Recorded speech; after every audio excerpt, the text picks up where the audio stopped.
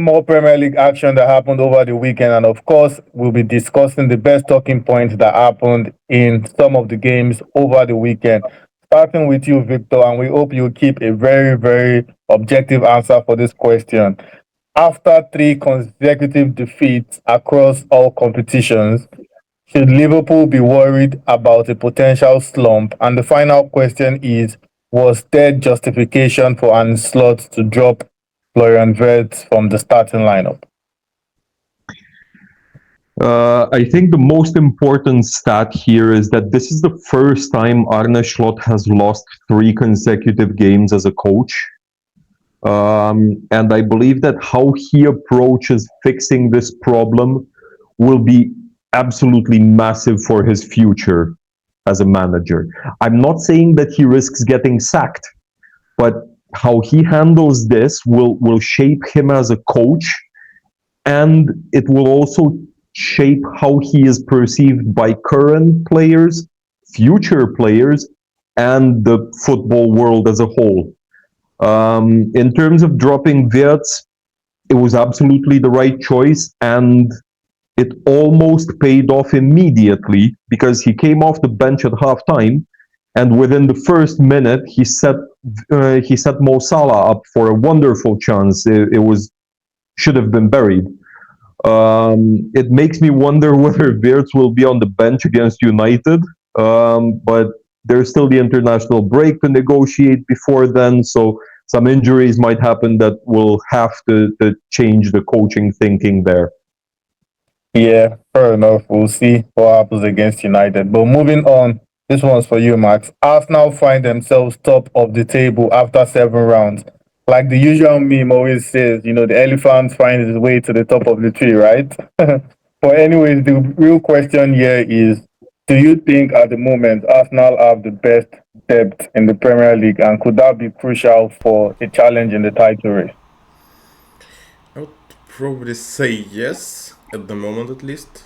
But I feel like if Man City players are not injured, as they always does, like Rodrigo injured, like I feel like Man City can be on pretty same level with Arsenal. But currently, yeah, obviously Arsenal is top team, especially talking about depth.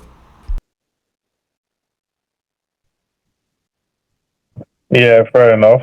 And moving on over to you again, Victor. Manchester United beat Sunderland, much to our surprise. In our prediction video, we said otherwise, but Manchester United beat them 2-0, and they actually looked like the better side, at least from what I saw in the game. And now they find themselves in 10th place with 10 points. Do you think, honestly, this is actually a good one for United without trying to throw shade? But yeah, the real question is, do you think United can build on their recent results, especially when you look at their fixture list? Yeah, exactly. So first of all, wow, lofty heights of 10th, hashtag progress and all that. In all seriousness, though, they will need to be at their absolute best in coming weeks, because between now and the next international break in November, they're facing Liverpool, Brighton, Forest, and Spurs, and only Brighton is at home. So it's a tough run. I know Liverpool are a bit down in the dumps, Forest are down in the dumps, Spurs are Spurs, but it's a tough run. And without wanting to sound condescending, but I don't think we've seen nearly enough from United to suggest that they have what it takes to get even 3 or 4 points out of this. Although, yeah, they might get lucky with Spurs not being at the races for that game, as it so often happens, but it's a really tough run, and it will definitely define their season. Yeah, fair enough. And moving over to you again, Max. Tottenham saw off a 2-1 victory against Leeds. And I know that we've been mentioning that, oh, Spurs are Spursy and stuff like that. But the reality is that they are only 2 points off the top spot. Do you think they can realistically challenge for the title this season? Honestly, let's say it probably depends not on them mostly, because I feel like that the fact that if Spurs get relegated in maybe even group stage of UCL, while Arsenal, Liverpool, and Man City are playing pretty much deep, maybe all three of them in semis, then probably they have a chance, but looking at their results, it looks like they play much better against bigger sides, but they can't win against weaker sides. And you cannot win league when you're unable to win Sunderland or, I don't know, Fulham. It just never happens. So I'd say maybe like 5 or 10%, but not more.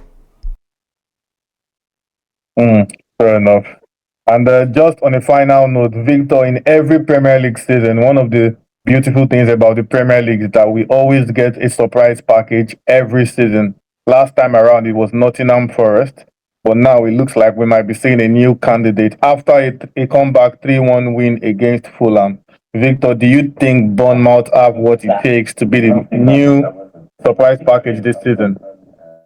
So it depends what we expect from them. If it's something along the lines of making the Conference League spot, then I think yes, then there's a decent chance for that happening. But challenging for the title, for instance, would be totally unrealistic. Fun as hell, but totally unrealistic. I'm liking their style of play. I love Semenyo and my FPL team, and I think they're doing brilliantly. But I also expect seeing the fact that they sold the vast majority of their defense in the summer. I think that's going to catch up with them later in the season. It's still super early.